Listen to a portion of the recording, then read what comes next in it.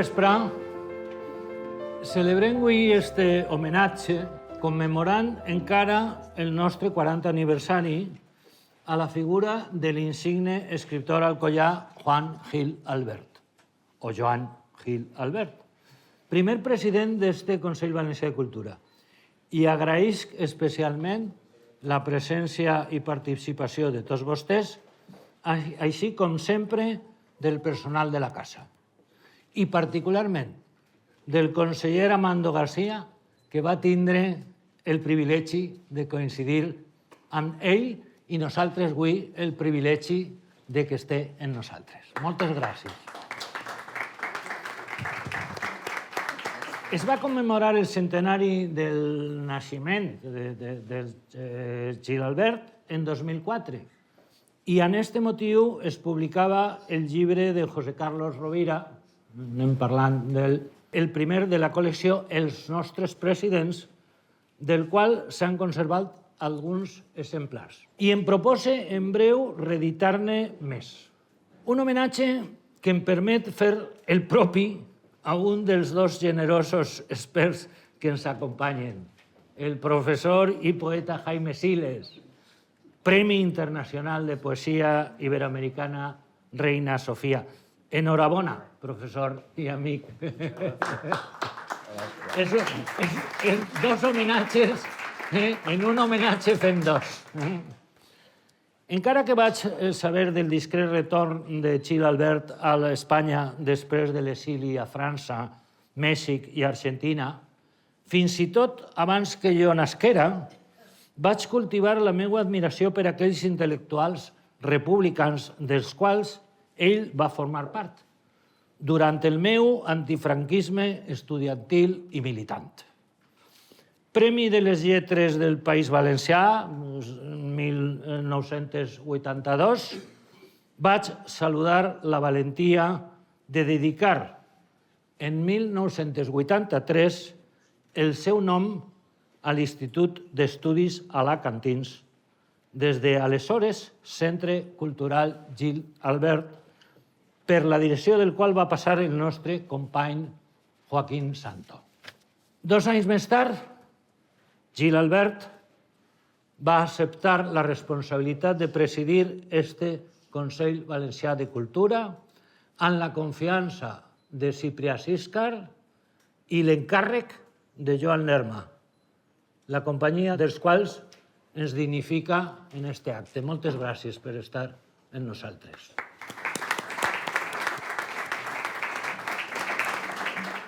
Jo vaig poder saludar-lo. Ell ja estava major i jo, en els meus ànims esquerrans asserenats, pel compromís amb la transició democràtica, en idèntic respecte, fins i tot millor la grandesa del seu esperit i la fermesa dels seus principis definitivament posats al servici de la cultura valenciana.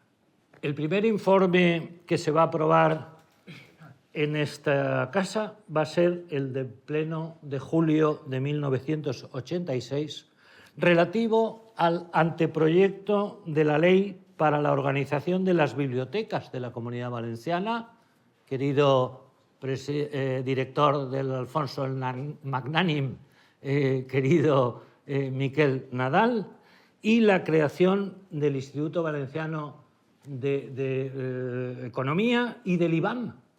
Fíjense si la importancia de aquel primer año del Consell Valencià de Cultura. I al desembre de 1987 es va aprovar, ens lo recorda sovint el secretari de la institució, el senyor Huguet, l'informe relevant i decisiu sobre l'arxiu de la Corona d'Aragó. El seu retrat, que ens acompanya en esta sala de plens i en esdeveniments d'excel·lència, així en esta sala, fet per el pintor Enric Senís, em guia sovint en la meva tasca de busca permanent de consensos sense renunciar a la fermesa. Ese era el caràcter de Gil Albert, que està perfectament per Enric Senís. No gosaré entrar en la seva precoç biografia i l'extraordinària nòmina dels seus amics i freqüents contertulians, o dit d'una altra forma, companys, i encara menys en el contingut de la seva extensa obra literària o en l'excel·lència de la seva poesia, comptant, com contem, amb els professors Siles i Valero. Confessaré que estic ansiós per escoltar-los. Agraeix moltíssim la presència institucional de la Generalitat Valenciana en la figura del meu amic secretari autonòmic de Justícia. Probablement, en aquesta ocasió, justícia real i justícia poètica. Moltes gràcies, secretari autonòmic, perquè representes avui al president de la Generalitat i estàs al costat de qui corresponeix, del president de la Generalitat del dia que es va a formar este Consell Valencià de Cultura. I ara ja, per entrar en matèria, té la paraula la consellera Anna Noguera. Moltes gràcies, consellera. Moltes gràcies a tots vostès. Disfrutem d'aquest homenatge i d'aquest acte.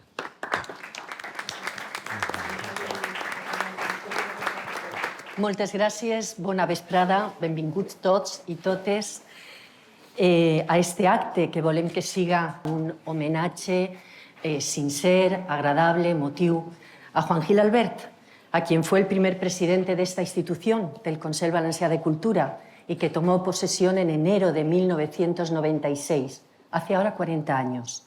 Y son esos 40 años que estamos, durante todo este ejercicio, los miembros del Consell Valencià de Cultura, recordando aquellos momentos, aquellos inicios. Esa institución, hemos visto las fotos de los 40 años, que como decía el presidente y recordaba, fue creada bajo el gobierno de Joan Lerma, y bajo la Consellería de Cultura de Ciprià Sisca, que los hemos visto más jóvenes, pero no mejores.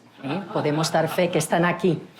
Bueno, el año que viene se celebrará el centenario de la generación del 27. Y fue en 1927 cuando Juan Gil Albert publicó su primer libro, La fascinación de lo irreal. Y entonces él comprendió que quería ser solo una cosa, escritor.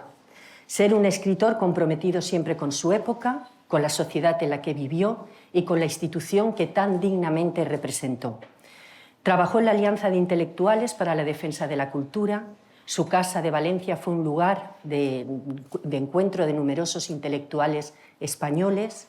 Fue el encargado de anunciar el asesinato de Federico García Lorca en la plaza de la Universidad. Participó en la revista La Hora de España. Fue secretario del Segundo Congreso Internacional de Escritores para la Defensa de la Cultura. Y se le concedió, antes del Premio Nacional, el Premio Nacional de Literatura en 1938, que fue anulado. Luego llegó, como bien recordaba el presidente, primero el campo de concentración en Francia, luego el exilio exterior, luego la vuelta en 1947 a España, donde vivió su particular exilio interior, refugiado en la casa familiar de la calle Colón, en una pequeña habitación que él llamaba su celda, y que describió muy bien su primo, el también poeta César Simón, a quien este Consell Valencià de Cultura también le rindió un homenaje en 2023, por el 25 aniversario del fallecimiento. También nos acompañaba Jaime Siles. Y fue otro grande, Paco Brines, a quien también recordamos en este Consell Valencià de Cultura el pasado 21 de mayo, quien introdujo a Gil Albert en la sociedad valenciana, sacándolo de ese exilio interior. Y comenzó a recibir visitas de poetas, como la de Jaime Siles, como la de Guillermo Carnero, o como la de Blas Muñoz, que lo quiero citar, que lo tenemos aquí también, porque Blas era uno de sus buenos amigos y que además le dedicó varios poemas en algunos monográficos. Uno de solo unos versos que escribió Blas Muñoz decía, recordando aquellas visitas: la tarde en la que fui por primera vez con mi libro a tu casa, tenías una edad que ya no tengo. El Consell Valencià de Cultura se creó por la necesidad de reunir alrededor de una mesa todas las opciones y miradas culturales, representadas por 21 personas, respetadas por variadas procedencias. Ese fue el encargo que dejó Ciprià a esta institución. El objetivo consistía en llegar a puntos en común a través del diálogo, a unos mínimos de consenso, para dar salida a todos aquellos asuntos que necesitaban soluciones. Y nadie mejor que Juan Gil Albert para representar la ecuanimidad, la honestidad intelectual, el diálogo y la paciencia y la más profunda esencia democrática. Querido miembro del Consell Valencià de Cultura, Amando García, que también te quiero saludar, al cual acabo de conocer y acabamos de intercambiar casi como el testigo. Este Consell Valencià de Cultura ha ido adaptándose a los tiempos. Ahora hay mujeres también en su composición. En la primera foto solo habían señores, ahora ya hay mujeres. Cubrimos, o así lo intentamos, cubrir todas las áreas culturales y sociales representadas, con informes de actualidad que también entran en el campo de la ciencia, del medio ambiente, de la tecnología. Y los que hoy estamos como consellers y conselleras, aquí está Jesús Huguet, Ascensión, Figueres, José Vicente Navarro, y está Petra, la que fue nuestra anterior vicepresidenta también. Estamos orgullosos de pertenecer a esta casa, de seguir trabajando por la dignidad de la cultura y de la ciencia, por aportar pues, nuestro modesto granito de esfuerzo como un observatorio de nuestra realidad social valenciana y más allá, porque no olvidamos nunca que somos parte de un mundo global. Eso es lo que creo que quisimos o que quiso Juan Gil Albert dejar, aquella primera composición, y que hoy los que aquí estamos intentamos, al menos con dignidad, llevarlo adelante también. Y para hablar de Juan Gil Albert tenemos efectivamente a Manuel Valero y a Jaime Siles. Voy a presentar primero a Manuel Valero. Manuel Valero Gómez es profesor, él nos va a hablar de la prosa y Jaime nos hablará de la poesía, de su mundo poético de Juan Gil Albert.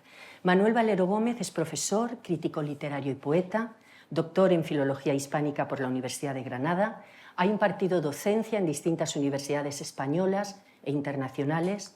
Actualmente trabaja como profesor ayudante doctor de Literatura Española en el Departamento de Lingüística y Literaturas Hispánicas de la Universidad de Zaragoza. Se ocupa de varias líneas de estudio como la literatura española contemporánea, la epistolografía, la literatura escrita por mujeres, didáctica de la lengua y la literatura, literatura valenciana y literatura infantil y juvenil. Ya ha colaborado en revistas especializadas de carácter internacional, Ínsula, Quimera, Cincinnati Romance Review, también los Anales de la Real Academia de Cultura Valenciana, Peonza, varias más, ¿no? Y tiene libros colectivos editados por sellos como Visor, Iberoamericana Verbuert, Comares, Peter Lang, Octaedro o Biblioteca Nueva. Ha realizado más de 100 publicaciones y presentado cerca de medio centenar de trabajo entre congresos, jornadas, seminarios, y ha formado parte de comités científicos, técnicos y asesores, siendo también comisario de exposiciones.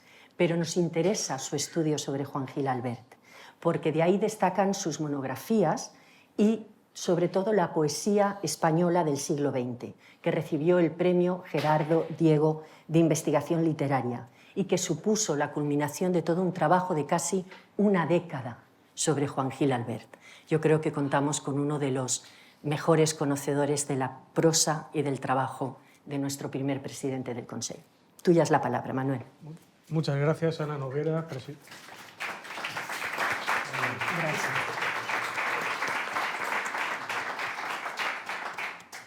Muchas gracias, Ana Noguera, por tu afectuosa presentación, presidente, autoridades, amigos, profesor Jaime Siles. Es un honor para mí acompañaros. El camino, sabe el presidente que ha sido largo, el viaje, pero merecía la pena, y cuando recibí la llamada del presidente ya le dije a Jaime que no había ni fecha ni hora por dar, que la ponía la institución a la que me debo hoy y supone un honor para tantos años de dedicación. Bien, he preparado unas pocas páginas, me van a permitir que me acompañe con la lectura, y es oportuno además que se inicie por la prosa de Juan Gil Albert, que de algún modo creo que coincidiremos, profesor Siles, en que ha sido menos reconocida de lo que debiera, o en todo caso que la poesía. Pero si me permiten comenzar, les diré que ustedes podrán reconocer en el acervo popular aquel riesgo que, sin temor a equivocarnos, corre el investigador literario a propósito, como es mi caso, de su trabajo sobre un tema recurrente o muy particular. Cuando un tonto coge la linde, La linde se acaba y el tonto sigue. Y no se trata, como podrán imaginarse, del agotamiento de la producción literaria de Juan Gil Albert, un territorio vastísimo y repleto todavía de aristas por enmendar o pulir, sino más bien de las dificultades, cuando no los obstáculos malintencionados que el estudioso encuentra a la hora de llevar hacia adelante lo más dignamente posible su tarea supuestamente erudita. Aunque investigar en España no sea llorar, por llevar hasta la parodia aquella afirmación de uno de nuestros románticos más célebres, exige sus precauciones. Siempre me gusta recordar en este sentido aquella anécdota entre Juan Gil Albert y Joan Fuster, iniciada ya la década de los años 90, cuando solían verse sentados a lomos de la misma mesa literaria, escoltando en acto público al cargo político de turno. Pero si el boom gilalbertiano, así fue llamado, boom gilalbertiano, fue un episodio clave y único en la literatura valenciana, la crónica de un éxito nacional e internacional rotundo que va de los años 70 a los 80, muchos de ustedes lo vivieron, no deja de presentar sus contradicciones en el presente, pasado medio siglo de todo aquel fervor, cuando desgraciadamente se ha cumplido la sinestesia quevedesca de escuchar con nuestros ojos a los difuntos. Porque aquella eclosión de ediciones gilalbertianas solapadas en los sellos comerciales más importantes del país, Tusquets, Barral, Ámbito, Laya, solo concluida con la edición de sus obras completas por la institución Alfons el Magnànim, revela al menos algunos de los condicionantes que han propiciado la evidente desatención y el sorprendente desconocimiento sufridos por los textos, especialmente en prosa, de Juan Gil Albert. Y probablemente el primero de ellos resulte esa condición de clásico contemporáneo, en una sociedad como la actual, donde buena parte de la literatura ha sido reducida al colmillo voraz del mercado, mientras que el pensamiento humanista ha dejado paso a una cultura ciberconectada. Y aquí, precisamente aquí, en este momento, se encuentra la primera brecha decisiva para acercarnos al desajuste entre la poesía y la prosa gilalbertianas. La ausencia de relevo lector entre las nuevas generaciones y aquellos jóvenes admiradores y escritores que atendieron la irrupción de Juan Gil Albert como un auténtico descubrimiento tanto en los 70 como en los 80.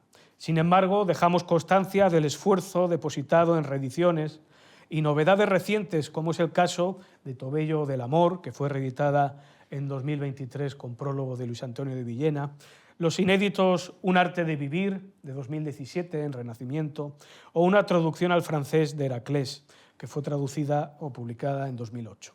Sin embargo, son otros los signos de su triunfo historiográfico y editorial o mercadotécnico, no lo olvidemos, pues será importante, los que aquí nos interesan.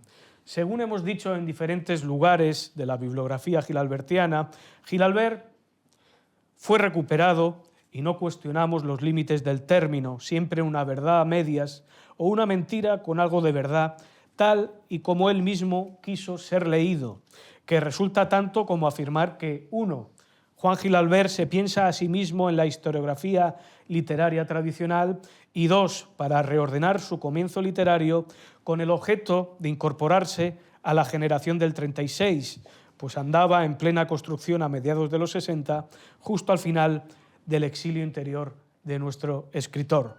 Así se entiende la alteración cronológica de sus dos primeros poemarios, Misteriosa presencia y Candente horror, ambos publicados en el 36, como hemos demostrado a raíz de una lectura sagaz e inteligente por parte del profesor Jaime Siles.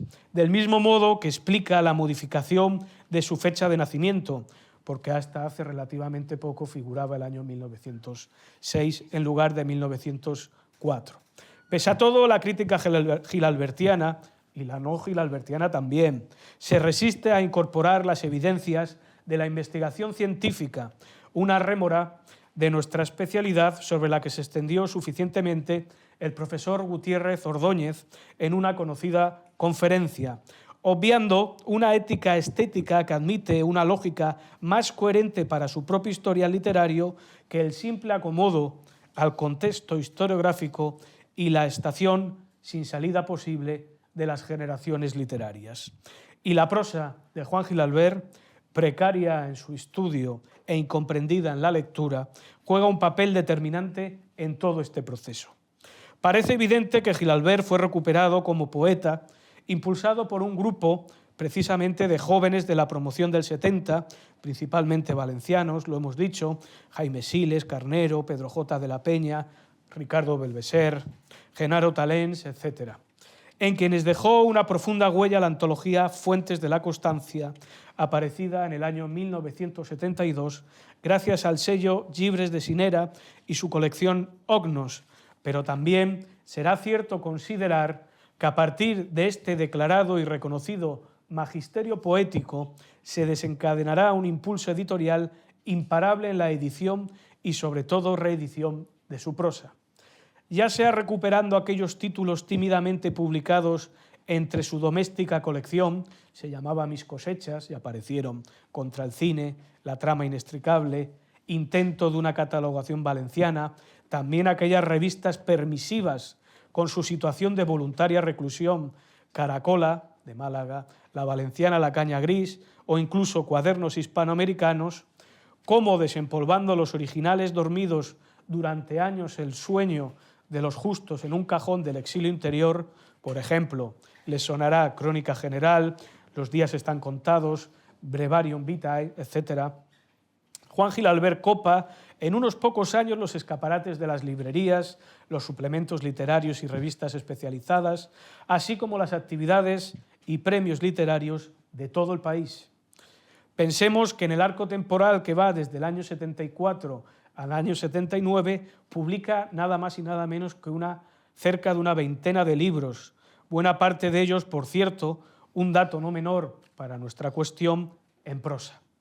Otra brecha decisiva, según la exposición que estamos llevando a cabo, para argumentar las contradicciones y desventajas de semejante irrupción literaria, es decir, la disonancia que no deja de producir la recuperación historiográfica de Juan Gil Albert como poeta frente al repentino éxito comercial y posterior desatención de su faceta narrativa. Así puede entenderse, por un lado, que los títulos más destacados de la prosa gilalbertiana, Crónica General, publicado en el 74, Los días están contados, también en el 74, o Memorabilia, en el 75, han comenzado a ser considerados por la crítica especializada desde dos perspectivas muy concretas. Una, el interés mostrado por la literatura autobiográfica a partir del tramo finisecular de la última centuria. Y dos, el testimonio, tanto de la Guerra Civil Española como del exilio, con especial atención crítica desde la transición democrática hasta finales de los años 80. Mientras que, por otro lado, aquellas obras declaradamente de ficción, pero al mismo tiempo autobiográficas, como las novelas Valentín, publicada en el 74, y Tobello del amor, esta más tardía, en el 90, no acaban de trascender los estudios académicos más allá de un espacio común, compartido por el homoerotismo y la autobiografía. Conviene destacar, no obstante, el caso de Valentín, porque ya sabrán ustedes que tuvo una adaptación cinematográfica y también teatral. No debemos olvidar, en cualquier caso, que todo este conjunto textual fue escrito, incluso adelantado fragmentariamente, entre las décadas de los años 50 y del 60. Un retraso editorial con respecto a la cronología escritural que, sin lugar a dudas, benefició su repercusión y alcance en un panorama narrativo a caballo entre la novela realista y posteriormente experimental. De la misma manera que con el vigilante ojo de la censura al acecho, resultaba imposible poner en circulación algunos de sus ensayos meditativos y razonados, como supo leer Jaime Gil de Viedma, desde una subjetividad literaria ya madura y consolidada. Y pensamos en ejemplos evidentes como Heraclés o el citado Breviarium Vitae. Pero sigue latiendo de manera inconsciente, si se quiere, cierta preponderancia de su obra poética frente a su obra en prosa, esa disonancia comentada con anterioridad. Cuando, por el contrario, la prosa de Juan Gil Albert supone, por extensión y calado, uno de los conjuntos textuales más representativos en la literatura española de la segunda mitad del siglo XX. Y bien podría añadirse que ese marbete citado de clásico contemporáneo acuñado para su recuperación historiográfica y comercial ha perjudicado, a la larga, la lectura de la producción textual gilalbertiana en su totalidad.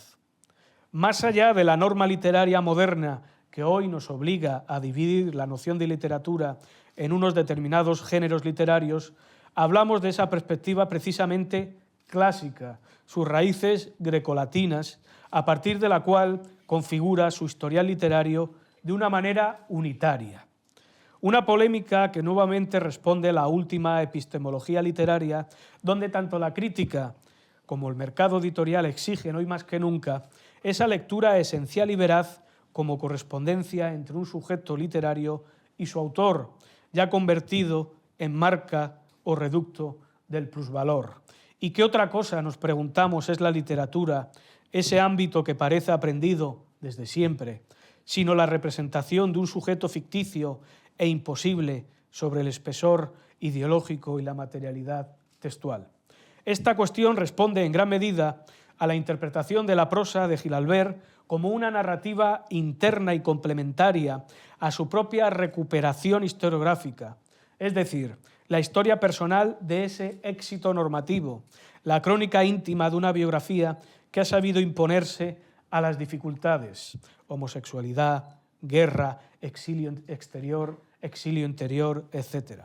Solo hará falta ver el volumen de la bibliografía crítica gilalbertiana, surgida desde finales de los 70 hasta su fallecimiento en el 94, para comprender que, pese a la multitud de homenajes y números monográficos sin duda merecidos, el relato exegético alimenta una reducida baraja de tópicos, así como un anecdotario personal que disminuye las posibilidades de una interpretación profunda de su prosa literaria, convirtiéndola, decíamos, en ese espejismo biográfico.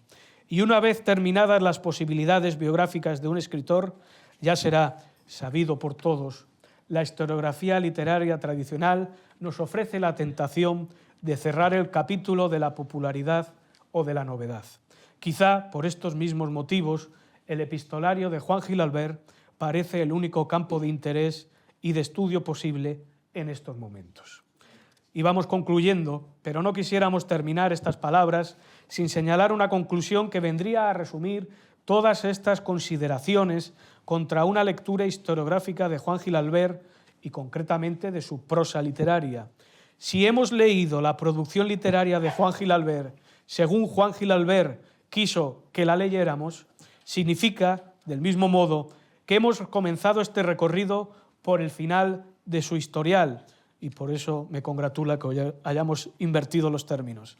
Dicho de otro modo, obviando la mencionada reordenación de su obra, el peso historiográfico de la poesía sobre la prosa, misteriosa presencia antes que candente horror, y la falsificación de su fecha de nacimiento.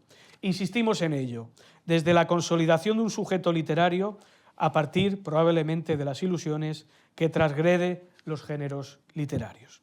Y toda esta proyección de su obra puede y debe verse claramente en una continuidad entre antes y después de la guerra, y no según nos han enseñado a leer la historia literaria del siglo XX, la Guerra Civil Española, como una ruptura ética-estética. Por un lado, ya lo hemos dicho, cuando el propio autor ajusta sus inicios al esquema metodológico y fenomenológico, claro, con Ortega al fondo, que invierte la pureza y el compromiso de la vanguardia a la guerra, para escenificar una fractura con respecto a la posguerra y el exilio. Mientras que, por otro lado, su prosa de los años 20 y 30 queda relegada por la apabullante exposición de los años 70 y, al mismo tiempo, por sus primeros poemarios en clara vinculación con el 27, la generación del 36 y el grupo de Hora de España. Por el contrario, y si ignoramos todas estas rectificaciones que Gilalbert realiza sobre su propia producción literaria, convendremos en que no existe ninguna ruptura. Misteriosa presencia llegaría tarde al gongorismo, como sus primeros libros en prosa, La fascinación de lo irreal, del año 27, Vibración del estío, del año 28, Cómo pudieron ser, Galerías del Museo del Prado, año 29, Crónicas para servir al estudio de nuestro tiempo, año 32, etc., bajo una influencia decadentista y modernista, llegarían tarde a la novela deshumanizada y posteriormente comprometida de la vanguardia española. De ahí la necesidad de situar misteriosa presencia en el inicio de su verdadera obra literaria, como dejar su primerísima prosa en un segundo plano. Soy un poeta tardío con relación a mi prosa. Escribe Gil-Albert en la nota preliminar a Fuentes de la Constancia, ese texto básico desde el cual reconfigura toda su historiografía personal.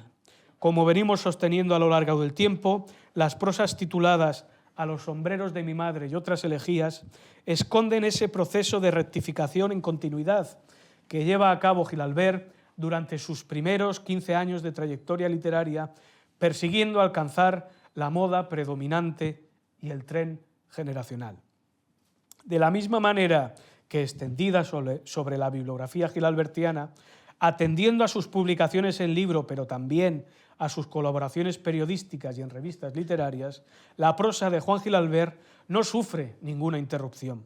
En todo caso, un proceso de maduración donde, una vez lograda en el exilio esa solidez de un sujeto literario convincente para su discurso, afronta con solvencia aquellos temas tratados desde la bisoñez inicial.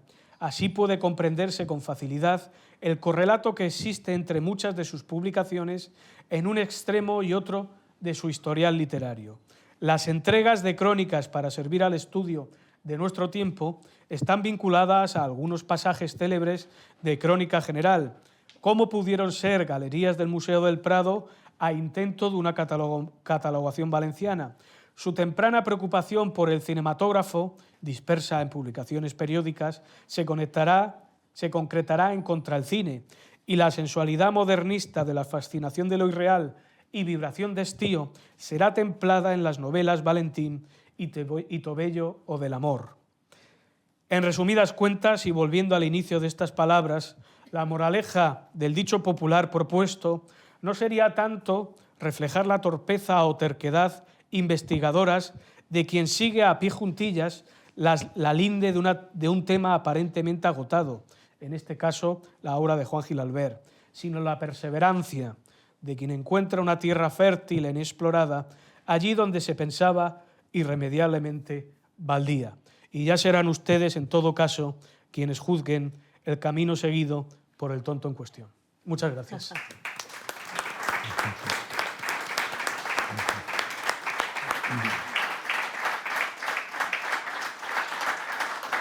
Ha hecho mención Manuel al principio de su intervención a otro miembro de este Consell Valencià de Cultura que le hubiera encantado estar aquí presente, un gran poeta, amigo también de Juan Gil-Albert, muy amigo de Jaime Siles, y de los que aquí estamos y que fue vicepresidente de esta casa, Ricardo Belveser. Y cuando lo ha mencionado, bueno, ha recorrido también un halo de alegría. Para mí presentar a Jaime Siles siempre es ponerle muchas dosis de admiración y de cariño, y me quedo corta. Siempre me quedo corta, pero bueno, siempre es un placer además tenerte aquí, que respondas siempre a la invitación que hace el Consell Valencià de Cultura. Él es doctor en Filología Clásica por la Universidad de Salamanca, premio extraordinario de licenciatura, premio extraordinario de doctorado, becado por la Fundación Juan March, amplió estudios en la Universidad de Tübingen, Alemania. Ha sido profesor de Filología Latina en la Universidad de Salamanca, en la de Alcalá de Henares.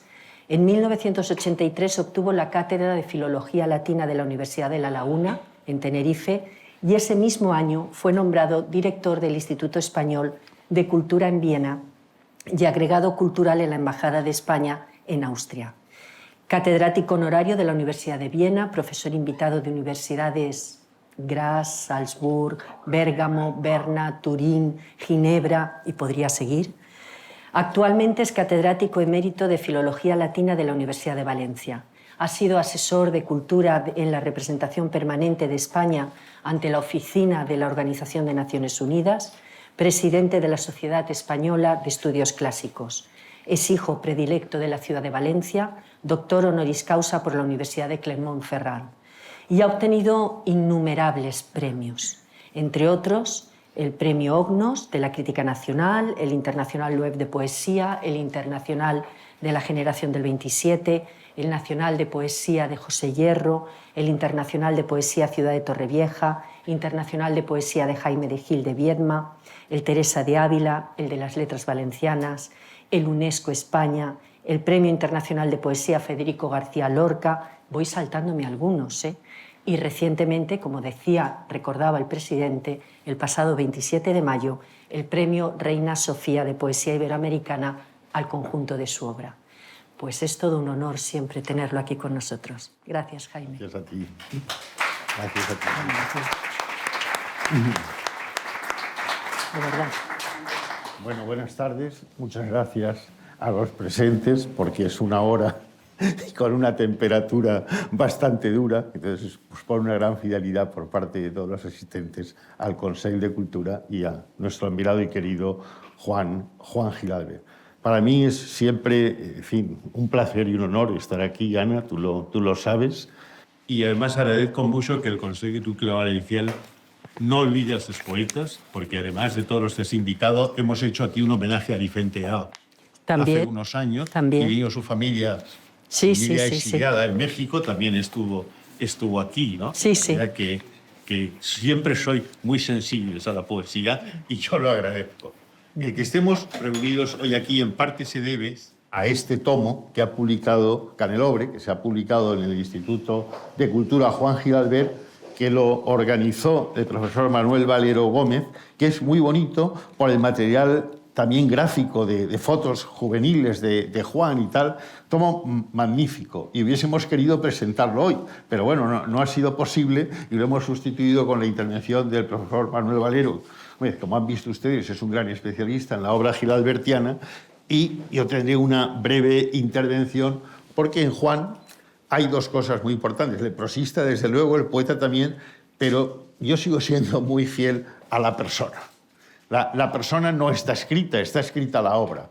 Y ya los que vamos, por pocos que vamos quedando como testigos de la realidad de la persona, creo que debemos dar testimonio de ella, ¿no? Cuando en enero de 1970 Francisco Orines nos llevó a Guillermo Carnero y a mí a ver a Juan Gil-Albert, nos dijo, es una vergüenza que vosotros que creéis que lo leéis todo, no conozcáis a Juan Gil-Albert. Y yo le dije a Orines, oye, mira, acabo de estar este verano pasado en Roma y Rafael Alberti me ha dicho, pero hombre, si usted tiene en Valencia a Juan Gil-Albert, ¿cómo no va a verlo? Claro, era así, cuando Alberti me dijo que pusiera mis ojos sobre Juan Gil-Albert, vi que no era una tontería, que era un escritor, una personalidad importante. Cuando llegamos allí, Gil-Albert, que claro, vivía en soledad, vivía en la celda, no tenía público, pues nos recibió como lo que éramos, público. Y entonces cogió su libro Las Ilusiones y le leyó a Carnero un poema, El Lujo, que luego se lo dedicó, y a mí otro, Los Caballos, que también me dedicó, porque Las Ilusiones es el primer gran libro de poemas de Juan Gil-Albert. Se publicó en México, los años 40. Y entonces Carnero dijo, entonces ya estaba todo hecho lo que queremos hacer al escucharlo. Y esa frase tenía mucha razón, porque es verdad, Juan se nos había adelantado en muchísimas cosas. Ese año 1970 es el último curso académico que yo estudié en la Universidad de Valencia, porque me fui en septiembre, octubre a Salamanca, pero fui un adepto y un adicto a la casa de Juan Gil-Albert. Para mí era más interesante ir a hablar con Juan por la tarde a su casa que asistir a las clases de la universidad, porque aprendía muchísimo más. Pero es que además para todos nosotros Juan era un puente directo a toda la cultura anterior a la guerra civil. Su casa he conocido yo a Enrique Rivas, que era un sobrino de Azaña, he conocido a Ramón Gaya, he conocido a muchísimos grandes escritores que pasaban por Valencia y que él nos llamaba y nos los presentaba, ¿no? Gil-Albert, además, era la persona más educada que yo he conocido hasta el día de hoy. Pese a los años que he estado en la vida diplomática, de verdad, no he conocido a nadie más educado que Juan Gil-Albert. Siempre imagino que a lo mejor Juan Luis Vives era así también, por tener unos valencianos ilustres, ¿no?, de ese talante, ¿no? Y como anécdota, bueno, Juan, claro, vivía en una vida digamos que precaria, que económicamente precaria, hasta el punto de que el servicio era fiel, el servicio no cobraba, iba por fidelidad a la casa, lo que indica la gran calidad humana que tenía aquella familia, ¿no? Feli, que era la criada de toda la vida, seguía yendo allí, ya tenía nietos y todo, pero seguía allí por fidelidad a la casa.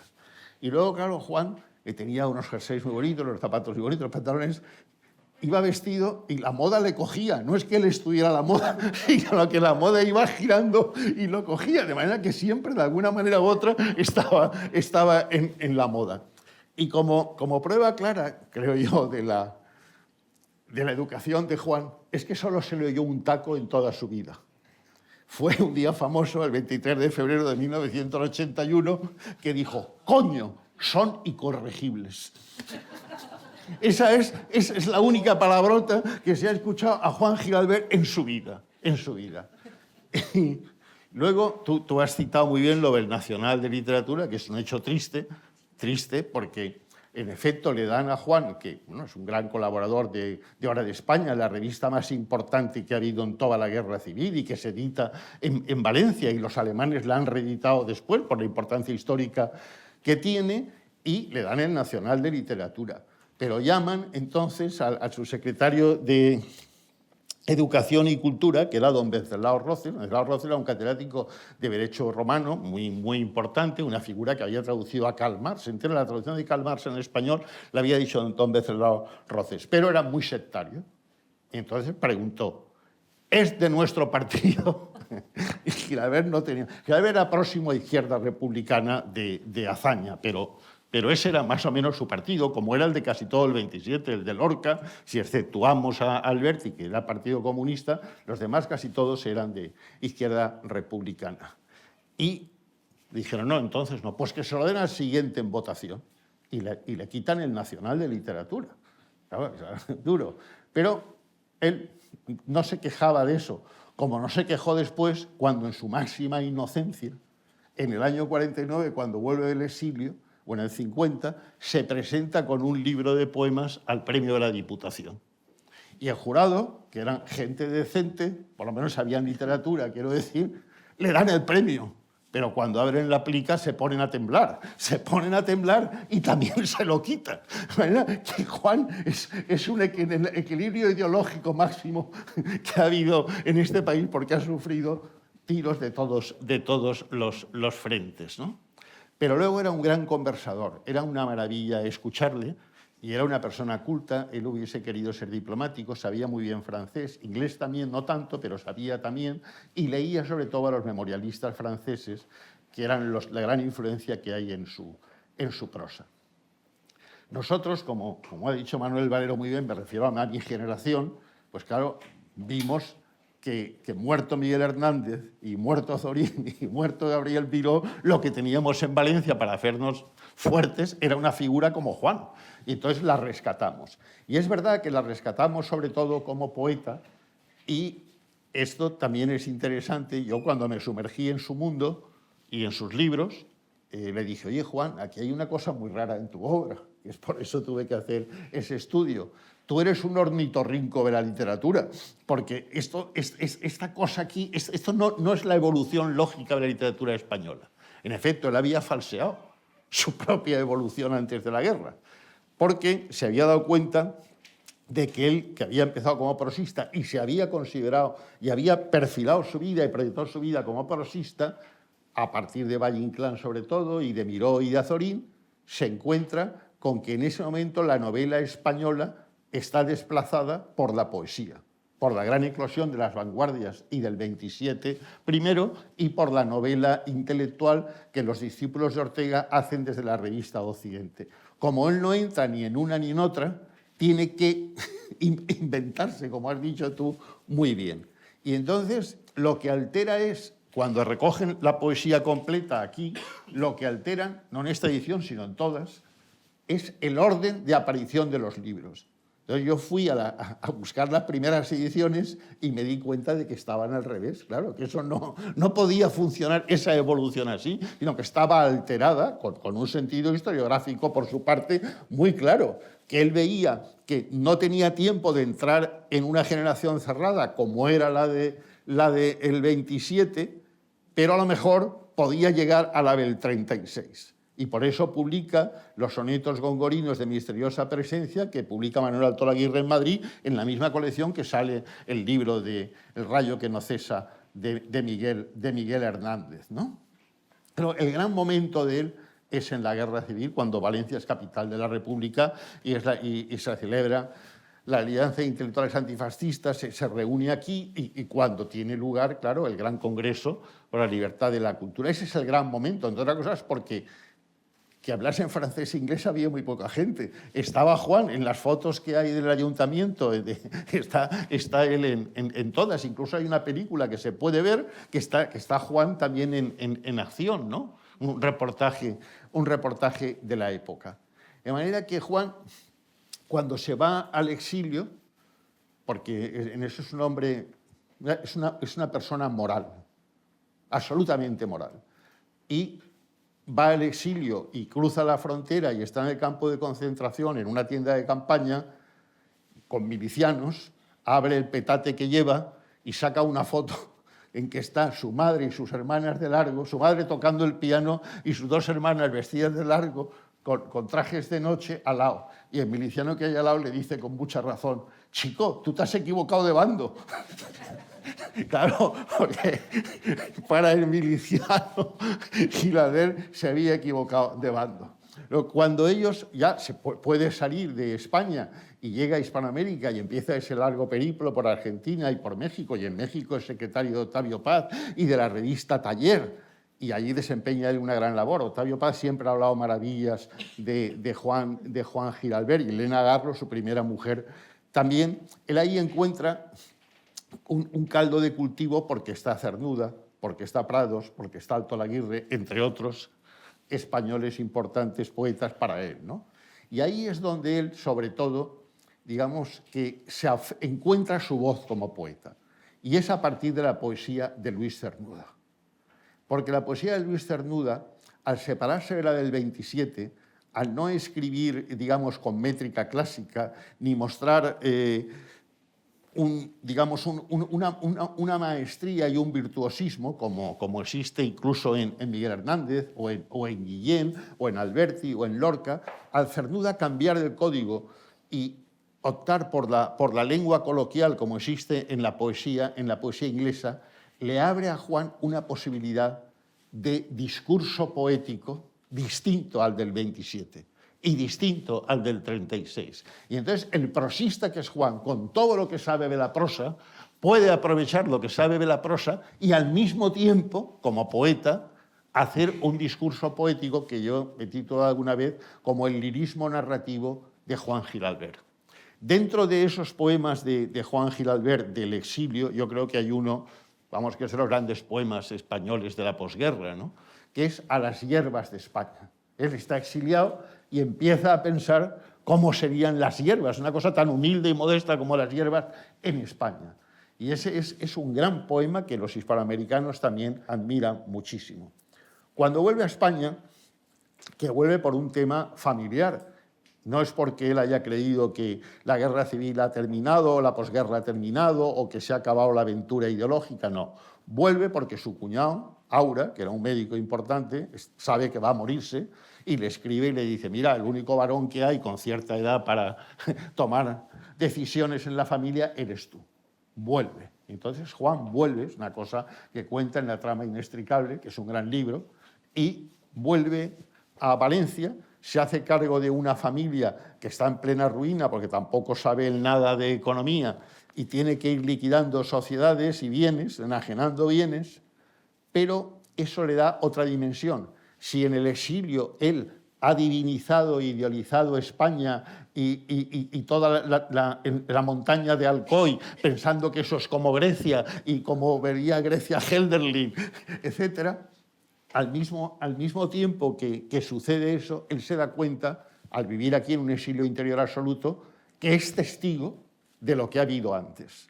Y entonces se siente orgulloso de haber formado parte de las misiones pedagógicas de Hora de España y de toda la aventura intelectual de los años 30. Y entonces se pone como un fiel testigo a dar testimonio de ello en esos libros de prosa que tú has citado y que son excelentes, los días están contados, o un libro que no has citado pero que es extraordinario, que es Drama Patrio. Drama Patrio es tan extraordinario que un antiguo alumno mío de la Universidad de St. Gallen, un alemán, me escribió y me dijo: he escrito una novela sobre la Guerra Civil Española y quiero que le ponga a usted un prólogo. Yo se lo puse, y es una edición que está en alemán solo. Y le pregunté, bueno, ¿y cómo le ha interesado la Guerra Civil Española? Y me dijo, por la lectura de Drama Patrio de Juan Gil Albert. Drama Patrio de Juan Gil Albert, esa meditación le había llevado a este chico a escribir una excelente novela, ¿no? Entonces, yo creo que estoy de acuerdo contigo en que, digamos, se ha potenciado demasiado la figura del poeta sobre la del prosista, que la del prosista es digna de estudio y hay que estudiarla, pero a mí lo que me interesa sobre todo es la interacción entre las dos, entre la poesía y la prosa, entre el poeta y el prosista, y cómo uno nutre a otro, y sobre todo verlo, claro, bajo el telón de fondo de la historia, porque si algo tenía para Juan sentido era ser consciente de la historia que le había tocado vivir. Y su autodefinición, que en fin es digna de encomio, de soy un español que razona.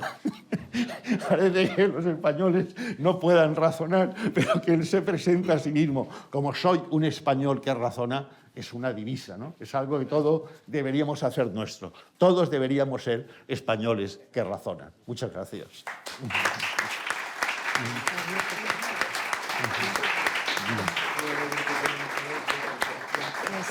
Disponemos de unos minutos si alguien quiere intervenir en el público y comentar algo, alguna cuestión, decir alguna cuestión. El momento más feliz, verdad, de la vida de Juan es cuando presidió el Consejo. ¿Sí?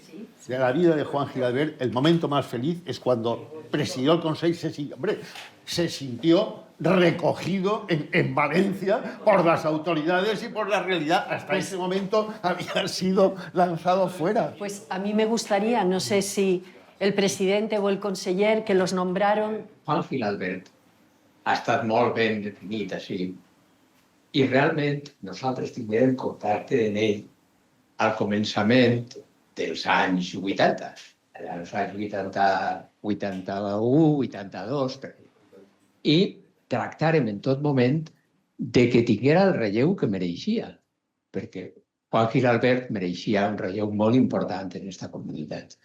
I va ser també, si no recordo mal, el primer quan s'instituïa el Premi de les Lletres, que era un premi retribuït, que després això es va llevar, perquè realment els nostres creadors més importants estaven en una situació que no era molt, diguem, avançada econòmicament i que precisaven de l'atenció institucional que se mereixien. No que fora ningú acte caritatiu ni ningú acte, sinó que se mereixien realment. I Juan Gil Albert va ser el primer. Però, a més, quan se constituïa el Consell Valencià de Cultura, el president Galema, s'hi present, i estiguérem comentant i parlant d'eixa composició. Tinc que dir que la composició que hem vist allí, almenys 10 o 12 persones de les que allà apareixen, tots tenen els seus mèrits, tots, però eren persones conegudes en tota Espanya. Parlaves de determinades persones que les coneixien en tots els llocs. I era, per tant, una composició d'un Consell Valencià de Cultura que prestigiava a la comunitat valenciana i, a més, també donava una impressió clara de lo que significava l'encetament d'una autonomia, que era un canvi importantíssim en aquest moment. Ho representava el Consell Valencià de Cultura, perquè realment reunia a un conjunt de persones que podien ser identificades perfectament, que eren valors culturals en l'àmbit de la literatura, la poesia, que s'ha parlat així també, en l'àmbit del cinema, en la creativitat artística, i era realment una potencialitat que ajudava molt a l'encetament d'un moment com era el de la creació autonòmica en tots els entrebancs, en tots els problemes que hi havia ajudava donant una visualització clara de la implicació dels intel·lectuals en el que era aquest encetament polític. Des del cardenal Tarancón fins al que vulgueu dels que estaven allí, eren persones molt representatives de lo que significava aquest canvi, aquest moment, aquesta representativitat que, a més, era reconèixer a totes aquestes persones que havien fet molt, havien patit també el seu i eren una representació magnífica, tots ells, de lo que representava i volia ser la Comunitat Valenciana. Gràcies.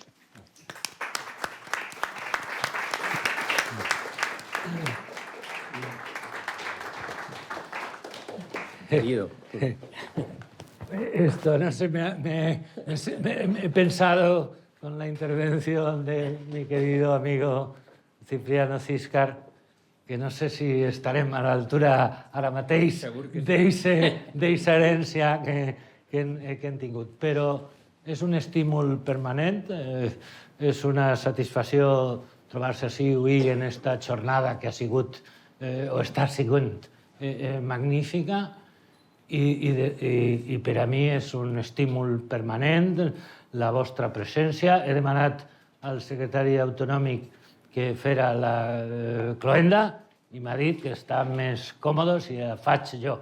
Gràcies, secretari, però és el president de la Generalitat Valenciana, Pérez Llorca, el que avui, simbòlicament, està acabant aquest acte merescut i absolutament gratificant. Gràcies a tots vostès per la seva presència.